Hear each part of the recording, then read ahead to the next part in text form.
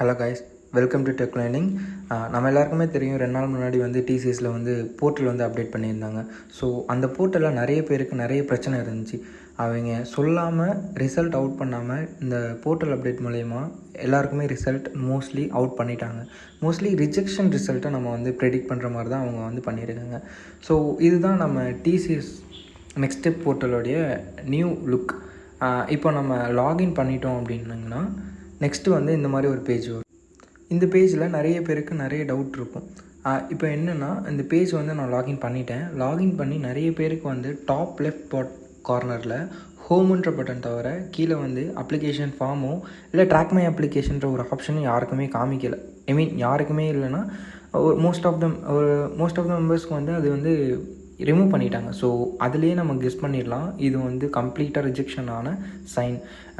So இதை நான் எப்படி சொல்கிறேன் அப்படின்றதுக்கு ஒரு 2 அட்டாச்மெண்ட் வந்து ப்ரூவ் பண்ணி வச்சுருக்கேன். ஸோ இது வந்து என்னுடைய ஃப்ரெண்ட்ஸுக்கு இன்னொரு ஃப்ரெண்ட்ஸுக்கு வந்து டிசிஎஸ் அப்ளிகேஷன் போர்ட்டல். ஸோ இதில் பார்த்தீங்கன்னா அவங்களுக்கு வந்து எந்த ஒரு சைனுமே காமிக்கலை, விச் இஸ் அப்ளிகேஷன் ஃபார்ம் அல்லது ட்ராக் மை அப்ளிகேஷன். ஸோ இப்போ பார்த்தீங்கன்னா நான் 2 ப்ரூஃப் வந்து அட்டாச் பண்ணியிருக்கேன், அதை பாருங்கள்.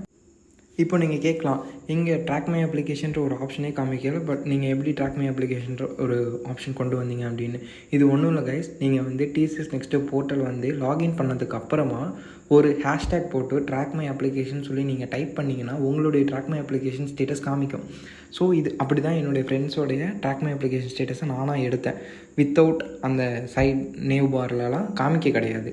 ஸோ நான் வந்துட்டு அந்த யூஆர்எல்லில் டெக்ஸ்ட் பண்ணி ட்ராக் மை அப்ளிகேஷன் ஸ்டேட்டஸ் எடுத்தேன். ஸோ இதில் நிறைய பேருக்கு டவுட் என்னென்னா, கேண்டிடேட் ரெஜிஸ்ட்ரேஷன் அதெல்லாமே ஷோ ஆகுது, கேண்டிடேட் பேட்ச் வரைக்கும் ஷோ ஆகுது, ஆனால் நீங்கள் எப்படி வந்து இது ரிஜெக்ஷனுக்கான சைன் அப்படின்னு சொல்கிறீங்க அப்படின்னு நிறைய பேர் கேட்கலாம். ஸோ இது வந்து புது போர்ட்டல் அப்படின்றதுனால இதை பற்றி நிறைய யூடியூபர்ஸ்க்கு தெரியலை. எல்லாருமே ஒரு டவுட்டில் தான் இருக்காங்க. ஏன்னா அஃபிஷியலாக எந்த ஒரு மெயிலுமே அவுட் ஆகலை. ஸோ இன்னும் நிறைய பேஸுக்கு நிறைய ரீஜனுக்கு ரிசல்ட்டுமே அவுட் ஆகிடுச்சு.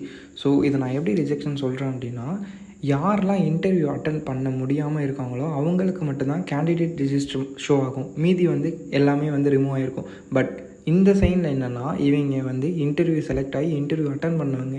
ஸோ இவங்களுக்கு அது எதுவுமே ரிமூவ் ஆகாது. ஸோ டோட்டலாக அந்த போர்ட்டலில் இருக்க ட்ராக் மை அப்ளிகேஷன்ற ஒரு ஆப்ஷனே அவங்க ரிமூவ் பண்ணிட்டாங்க. ஸோ இதுலேயே நம்ம வந்துட்டு ரிஜெக்ட் ஆகிட்டோம் அப்படின்றத சொல்லலாம். இன்க்ளூடிங் இன்னும் உங்களுக்கு வந்து டவுட் இருக்குது, இன்னும் எனக்கு வந்து கிளியரப் ஆகலை, நான் வந்து டிசிஎஸ் ரிசல்ட்டாக வெயிட் பண்ணுறேன்னா நீங்கள் தாராளமாக வெயிட் பண்ணலாம். பட் என்கிட்ட இன்னொரு ஒரு ப்ரூஃப் ஒன்று இருக்குது. ஸோ நான் அதையுமே வந்து சைடில் அட்டாச் பண்ணுறேன், பாருங்கள்.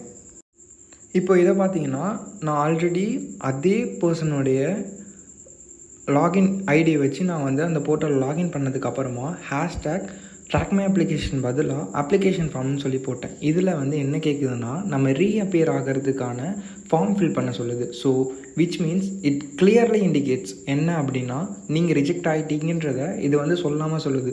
ஸோ சப்போஸ் உங்களுக்கு டவுட் இருந்து நான் வந்து செலக்ட் ஆகிடுவேன், எனக்கு வந்து செலெக்ஷன் மெயில் வரும் அப்படின்னா, உங்களால் இந்த மாதிரி ஒரு ஃபார்ம் ஷோ ஆகாது. உங்களுக்கு என்ன ஷோ ஆகும் அப்படின்னா, அப்ளிகேஷன் ஃபார்ம் டவுன்லோட் அப்படின்ற ஒரு ஸ்டேட்டஸ் தான் ஷோ ஆகும்.